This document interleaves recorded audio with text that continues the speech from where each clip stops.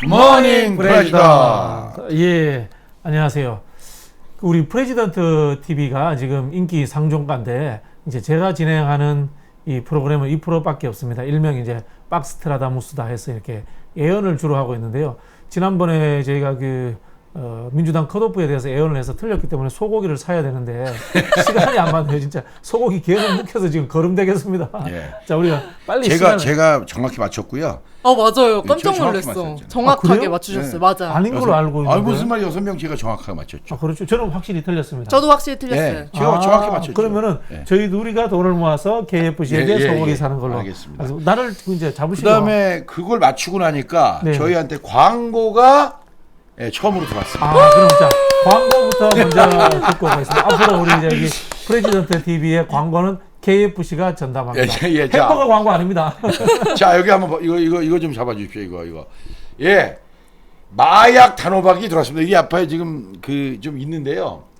여러분들 혹시 아시는지 모르지만 이 농산물은 바닷바람을 맞아야 제맛이 난다 그래요. 찬바람 들어가야지. 예, 그래서 뭐 포항의 시금치라든가 이런 게 확실히 이제 바닷가에서 자라야 맛있다고 그러는데 오늘 광고를 해드릴 것이 바로 이제 이 경남 남해에서 키운 단호박이 되겠습니다. 이게 일명 마약 단호박이라는 건데 이 주문번호 우리 저 감독님이 이거 좀 잘 캡처하셔서 우리 화면에다 좀 계속 좀 깔아주시고 뭐 이걸로 얼마를 벌었냐?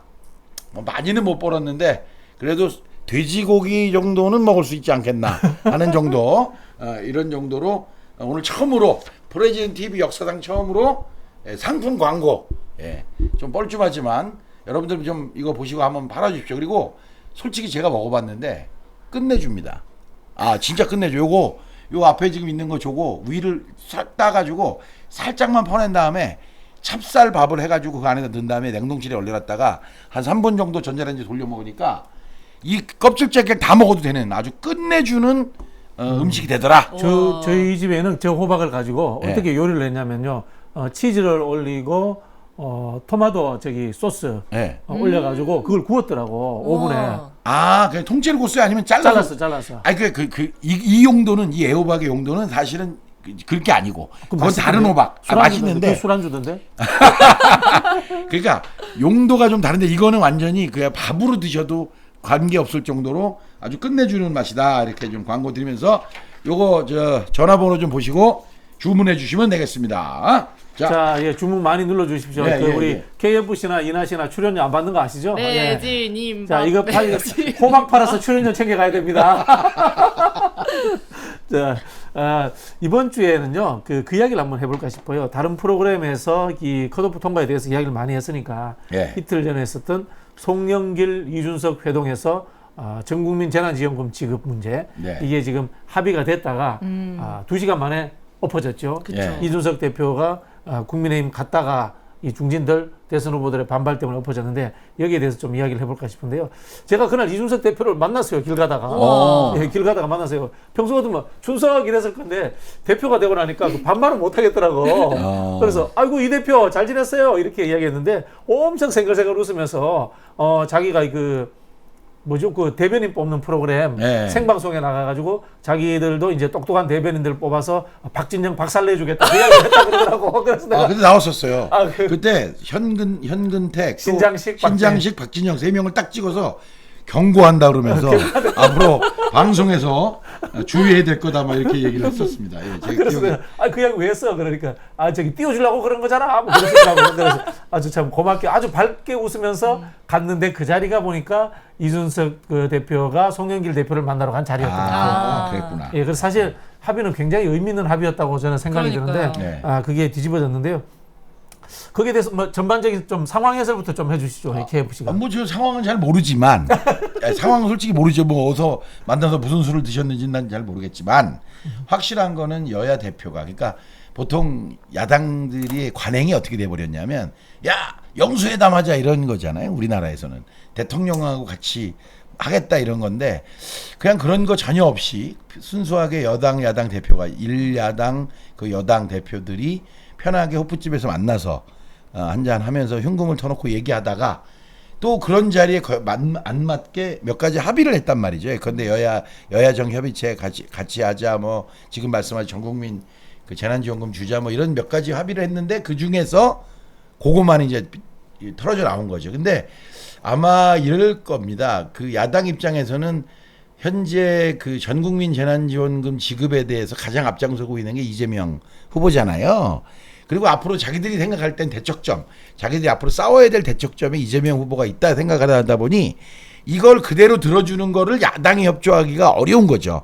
그러니까 당연히 이런 제가 지금 말씀드린 그런 내용의 반발이 강했을 거고, 이것에 대해서 이준석 후보 대표도 그 생각은 못했네, 뭐 이런 정도로 한 발 뺀 게 아니냐, 이런 정도의 생각을 합니다, 저는. 그러나 이제 합의된 게요.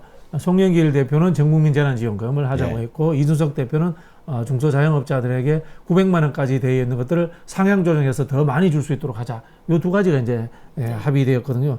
근데 이제 저는 이런 생각을 해봐요. 송영길 대표도 가기 전에 이걸 당론으로 정하고 간 적이 없어요. 그렇죠. 그렇다고 해서 이준석 대표도 당론으로 정한 적이 없는데 둘이 합의가 됐는데, 송영길 대표는 돌아와서 당론으로 정했고 이준석 대표는 통과를 시키지 못했어요. 그렇죠. 이나 씨가 보기에 이런 경우에 예를 들자면 당대표는 협상하기로 가기 전에 최고위원회나 의원총회를 열어서 그런 것들 다 추인을 받고 가야 됩니까? 아니면은 지금처럼 협상하고 난 뒤에 다시 와서 이렇게 상의를 할 수 있는 겁니까? 어느 게 맞다고 생각하세요? 저는 후자가 맞다고 보고요. 근데 충분히 뭐 가서 저희 민주당처럼 가서 협의가 되는 게 맞지 않나, 그렇게 갔다 와서 해도 네, 된다. 너무 그리고 코로나가 워낙 긴급한 상황이기 때문에 그렇지 네네. 않나라고 생각이 하는데 굉장히 진땀을 빼실 것 같아요. 이준석 대표가 네. 진땀을 뺄 것 같다. 그런 것 같아요. 제가 봤을 때 지금 이 집단 지도 체제가 아니고 양당 대표가 단일 지도부예요. 그쵸. 이 대표에게 절대적 권한을 주는 지도부이기 때문에 네네. 이런 식으로 표현하면 대표가 그 정도도 못해. 네, 그렇죠. 네. 사실은 우리나라 만약에 예를 들면 이런 거예요. 국회의원이 국회에서 어떤 표기를 했어. 어떤 법안에 찬성 또는 반대를 했다 쳐요. 근데 지역구에 돌아가니까 이 자식아, 네가 누구 맘대로 네 혼자 결정했어. 우리 지역구 유권자의 의견을 물어봐야지.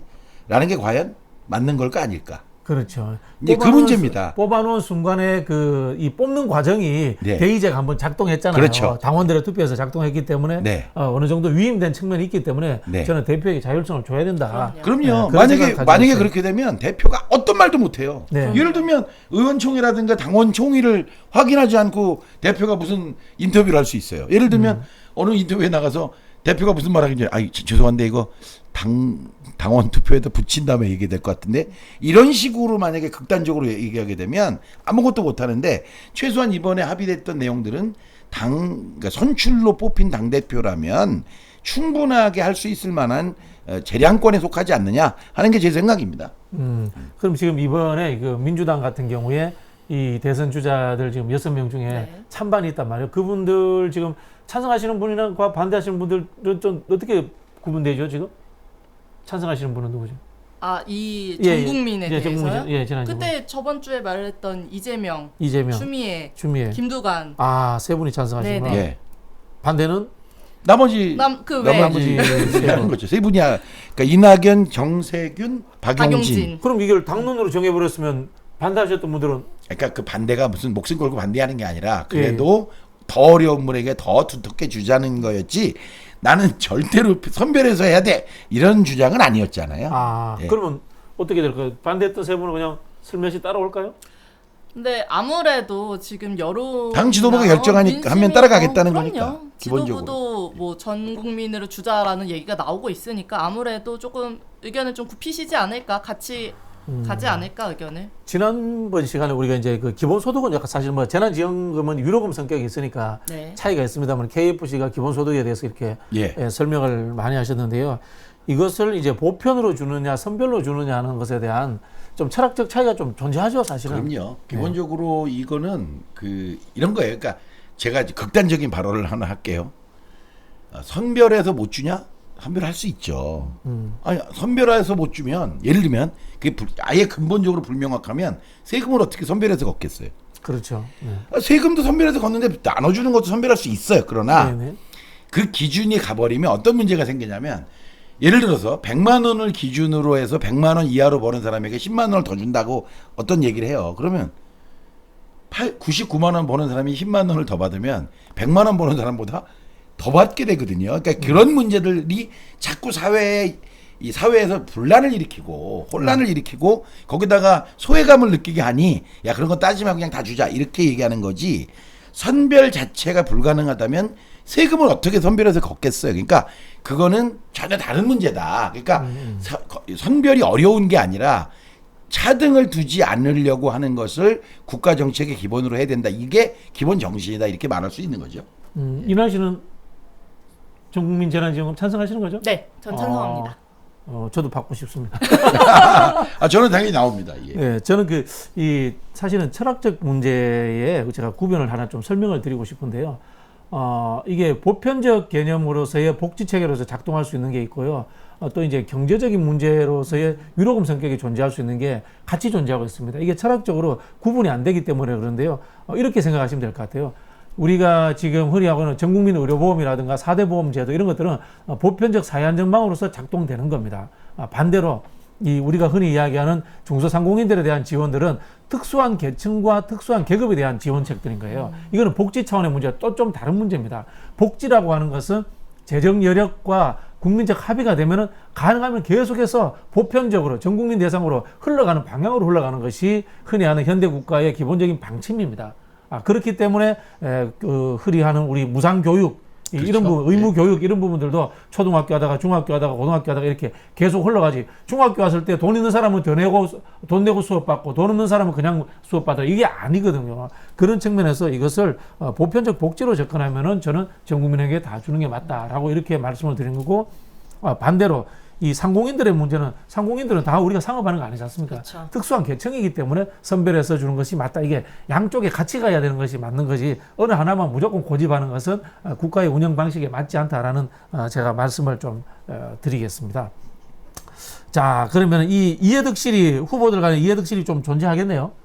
뭐 제가 볼 때 이 문제까지 가지고는 이해득실이라기보다는 그거를 가지고 이해득실하고 자꾸 밀어붙이고 거봐라 너희들 주장이 틀렸지 이렇게 해버리면 그건 쓸데없는 싸움이 된다. 될 것도 안 된다. 예. 될 것도 안 된다. 그런 건 그냥 서로 간에 조금씩 생각을 조금씩 바꿔서 합의하게 돼서 참으로 다행이다 이렇게 그냥 전체 분위기를 가져가야지. 거봐 우리는 선별하지 않았잖아. 아니야 우리는 선별하지 말겠잖아. 막 이런 식의 싸움을 하면 당내에서 도움될 거는 하나도 없는 거죠. 지금 이 상황이 이준석 대표가 돌아가서 이렇게 뒤통수 맞고 그리고 우리 석대현 의원은 이제 생까는 상황인데 예. 지금 이렇게 되면 이준석 대표가 굉장히 흔들리잖아요. 그쵸. 지금 이준석 대표는 이 상황을 어떻게 넘어야 될 것 같아요? 굉장히 첫 관문이지 않나, 이 당대표로서 첫 관문이지 않나 그렇게 들고요. 다들 걱정하셨다시피 이준석 대표가 안 될 거라고 두 분 생각하셨잖아요. 하지만 저는 된다고 생각했는데 이제 이게 관문인 것 같습니다. 그가 리더십을 어떻게 잘 발휘할지 관문인 것 같고, 아까 KFC님께서 말씀하셨던 것 같이 이번 이슈가 저도 민주당에서 너무 예민하게 반응하면 오히려 득이 될 수 있었던 이슈가 실로 끝나지 않을까라는 약간 우려가 있어요. 그래서 민주당에서도 조금은 이제 포용적인 마음을 가지셨으면 하는 또 민주당에서 전략적으로 포용적으로 해야 된다. 그러니까 이준석 보고 왜 약속 안 지키 하고 계속 때릴 게 아니라 네네 너무 강하게만 치고 나가는 게 아니라 어느 정도 시기가 되었으면은 이제 같이 잘해보자 다시. 이건 이제 수용할 수 있는 네네. 이준석이 움직일 수 있는 흔히 이제 리미트라고 하죠. 한계를 넓혀줘야 된다. 네. KFC 어떻게 생각하세요? 저도 거의 뭐 비슷하게 생각해요. 그렇지 않으면 지금 저는 모르겠어요. 다른 사람보다 저는 좀 더 과하게 좋게 보는 측면이 있다고 보는데, 저는 이준석 대표가 하고 있는 몇 가지에서는 뭐 지나치게 뭐 신자유주의적이다, 경쟁적이다 이렇게 얘기하지만, 또 저는 그 가운데서 바라볼 때 정당의 역할이라든가 그리고 현대 정당이 해야 될 일들 그리고 국민들에게 보여줘야 될 메시지 중에 꽤 괜찮은 것들이 있다. 그러니까 기존의 관성적인 정당의 눈이 아닌 새로운 시각으로 보면 꽤 괜찮은 게 있다 이런 생각이 들어서 저는 이준석 대표가 좀 안정적으로 국힘을 좀 잘 이끌어 나가야 그래도 협상의 여지라도 생기지 않겠나 뭐 이런 생각을 가지는 거죠. 그럼 지금 민주당 지도부나 일각에서 하는 이제 이준석 대표에 대한 조롱 섞인 비판들 이런 것들은 좀 근데 그렇게 해서 더 꼴통 같은 지도부가 나와서 뭐 좋을 게 있어요. 국민에게나 민주당에게나. 물론 선거 땐 좀 유리하겠죠. 예컨대 저 당은 역시 꼴통이야. 이 이미지를 뭐 계속 그걸로 해갖고 선거 전략을 쓰면 모를까. 그건 남이 잘못해갖고 상대적으로 내가 표받겠다는 얘기고, 사실 필요한 건 민주당이 이제까지 그렇게 해왔던 거 아니에요? 지난 10년을 그렇게 했죠. 예. 사실 노무현의 유은 10년이 민주당을 그렇게 좀 만든 측면이 있죠. 예. 이번에 어쨌든 간에 결과론적으로 이 송영길 대표는 굉장히 잘 하신 거네요. 그럼요. 굉장히 잘했다고 저는 생각합니다. 근데 오늘 아침에 저 보셨어요? 국회 앞에? 못 봤는데요. 그거 못 보셨어요? 송영길 탈당하라고 사퇴하라 막 왜 사퇴해야 돼요? 현수막 한 4-50개 붙었어요. 왜요? 뭐겠어요. 계속해서 자기들 마음에 안 든다. 제가 볼 때는 극단적 우리 흔히 말하는 이천파들이 붙인 것 같은데. 왜 뭘 잘못했는데요? 그러니까요. 그거 있어요. 저도 전국민 재난지원금을 저도 합의해야 오다가 했어 잘못했다는 거예요. 그건 아닌 것 같고 일단 오다가 저도 그냥 지나가면서 봤어요. 전 대표보다 훨씬 잘하시는 것 같은데. 예, 직전 대표도 훨씬 잘하는 것 같은데 어쨌든 네. 지금 그 상황이 벌어졌어요. 그런데 이런 측면은 있는 것 같아요. 사실 지금 당 지지도가 국민의힘이 역전을 했거든요. 국민의힘이 앞서고 있는데 이게 서울시장, 부산시장 보궐선거에서 이기고 그 다음에 이준석 현상이라는 이 포지티브한 새로운 바람이 불면서 점진적으로 아주 있지 않습니까? 이 미래지향적인 전선을 국민의힘에 구축한 측면이 있어요. 거기에 선봉장은 이준석 대표거든. 네. 그리고 사실 민주당은 이제까지 성찰, 반성, 과거 이슈 가지고 계속해서 그거를 정리해가는 작업들을 해왔어요. 그러다 보니까 아마 송영길 대표에 대한 불만도 지금 찾아보니까 나왔네요, 여기요. 네네. 송영길은 그냥 국민의힘 가라. 송영길은 사퇴하라. 오직 반문. 막말, 무능, 불통, 독재. 송영길은 사퇴하라. 전국민 재난지원금 야당이 총회하는 당대표 송영길 사퇴하라. 이런 식으로. 야당이 총회하는 게 아니고 지금 여당이 총회하는 게 이준석 아니에요? 잠깐만요.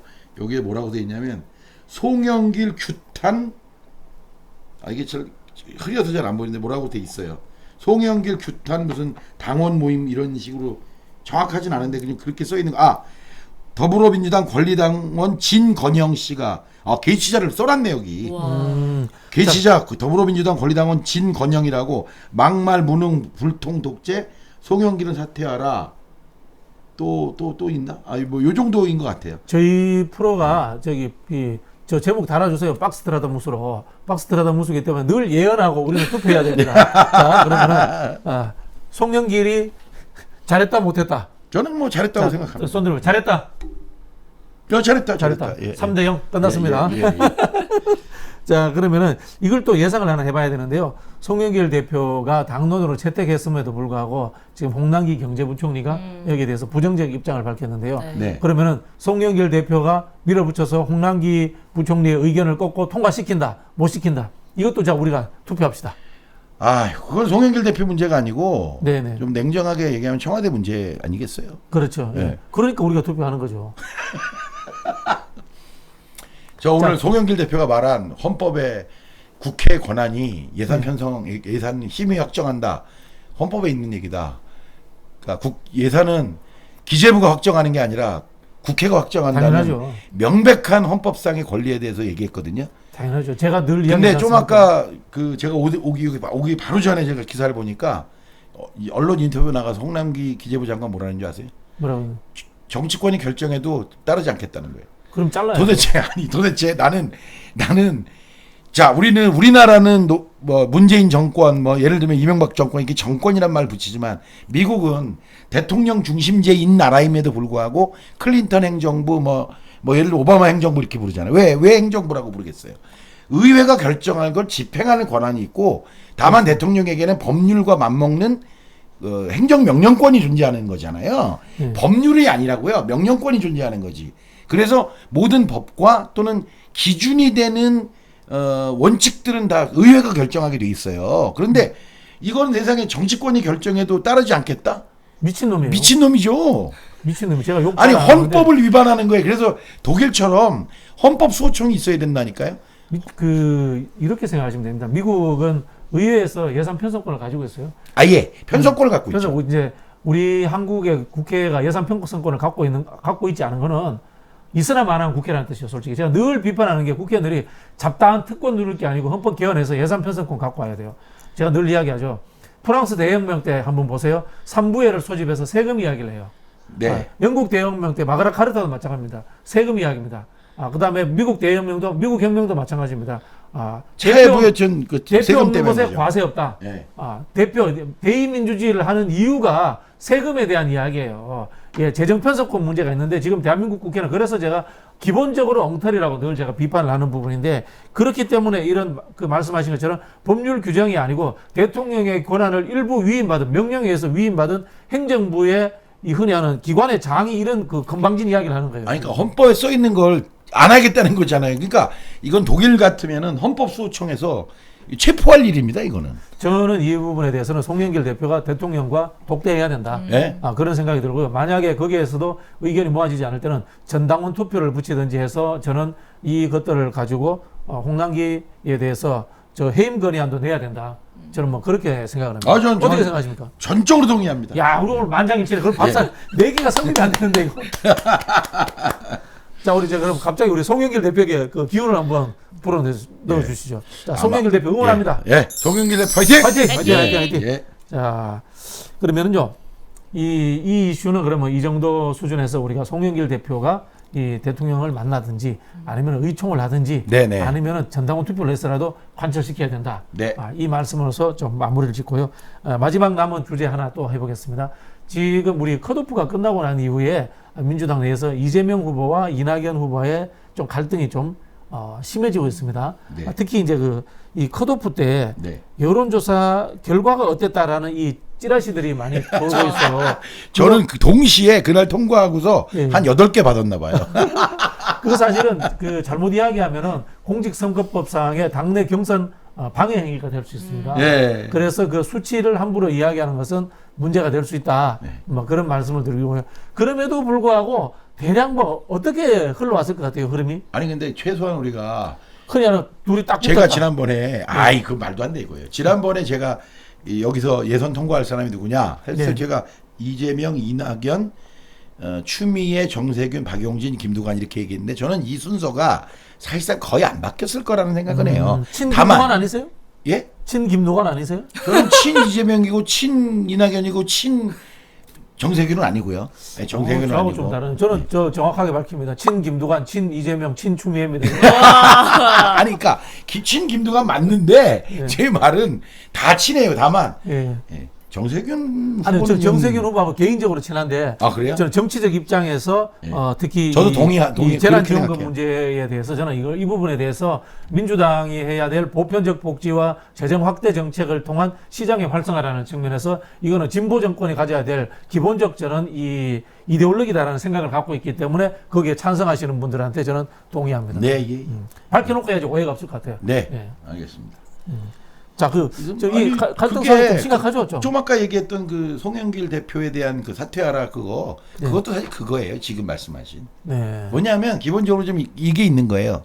이낙연 진영에서의 불편함은 그 이낙연 지지자들의 불편함은 송영길과 이재명이 붙어먹는다 이거예요. 아니 그럼 본인도 재난지원금 전국민 아니 찬성하면 그런 되지. 거에 그게 이 게시의 핵심이에요. 제가 볼 때. 그러니까 예를 들면 일방적으로 이재명 편을 든다는 거잖아요. 이쪽에서 볼 때. 또 반대로 이쪽 이재명 쪽에서는 이낙연 후보 측에서 하고 있는 정확히 말씀드리면 후보 측이 아닙니다. 후보 측은 아닐 거고요. 왜 만약에 후보 측이 그런 수준의 그 글을 쓰거나 이러는 거 보면 참 그런데 그러니까 양쪽의 극단적 지지자들은 다 똑같아요. 진짜 이거는 제가 볼 때 당원을 다 그러니까 퇴출시켜야 되는 당원으로서의 그렇죠. 자격을 그렇죠. 박탈시켜야 될 수준의 글들을 올려요. 그건 양쪽이 똑같아요. 어디가 더하다 덜하다가 없어. 그러기 때문에 이 사람들이 캠프 측이라고 말하기는 어렵습니다. 네. 그러니까 어느 지역 조직이나 또라이들은 있는 거니까 그 또라이들은 그냥 뭐 빼더라도 이 서로가 정책이 아닌 예를 들면 지금 그 이미지 같은 걸로 왜곡하고 상대방을 비하하고 하는 이런 짓들은 이게 과연 나중에 본선에 그러니까 본선에 이제 저당하고 붙어야 되는 본선에 가서 이게 한 팀이 될까 하는 정도의 위기감을 느낄 정도의 심각한 상황으로 가고 있어요. 그러니까 너무 심하다. 저도 이제 제가 흔히 하는 이제 제도 설계를 오래 해본 사람인데요. 결선 투표 제가 좀 심각할 겁니다. 만약에 결선 투표를 가게 되면은 양 팀의 극단적인 대립에 의해 가지고 지는 쪽은 이렇게 이 그 지지자들이 수용할 수 없는 상황, 정서적으로 수용할 수 없는 상황이 벌어져서 저는 본선에 굉장히 큰 악영향을 미칠 것이다 이런 생각을 들고요. 예. 다음에는 이번에 어쩔 수 없지만 다음에는 반드시 결선 투표를 없애야 합니다.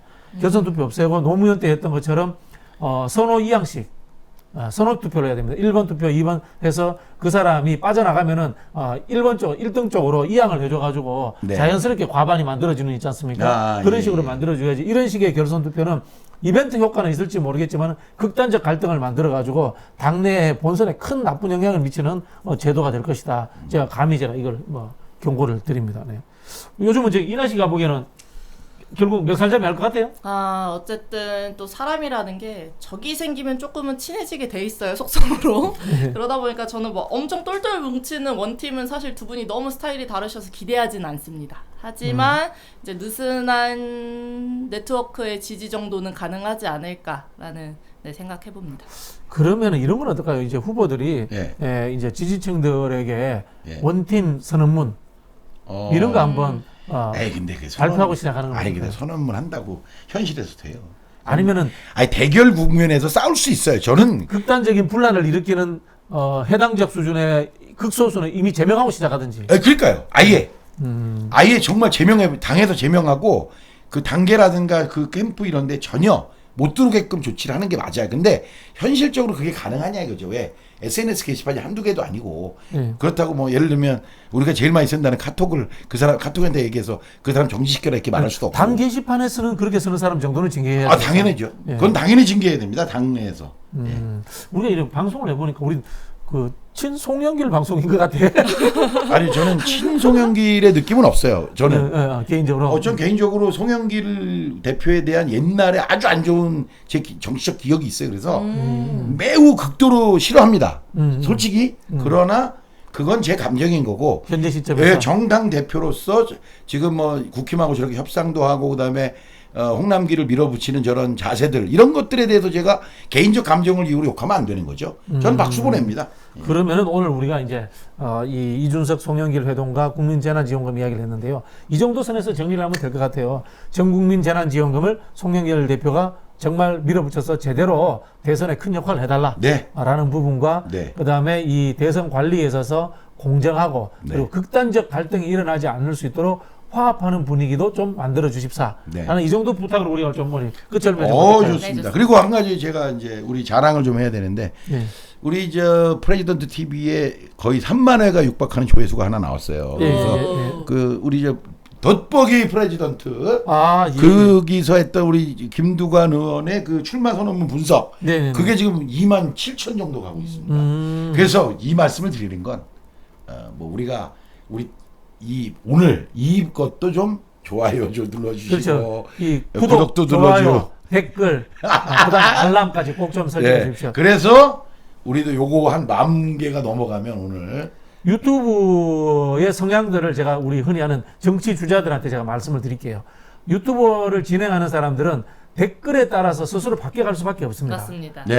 예를 들어서 이 썸네일을 이재명으로 달았다가 이재명 지지자가 많이 왔다. 썸네일을 그 이낙연으로 다른데 지지자가 많이 왔다. 그럼 그쪽으로 흘러갑니다. 그럼요. 대중의 정서를 따라 흘러갈 수밖에 없는 성향이 있기 때문에 특히 이제 특정 캠프의 지지자들이 오셔서 댓글 많이 달아주시고 좋아요, 구독, 알람 설정 반드시 부탁드리겠습니다. 자, 감사합니다. 안녕. 안녕.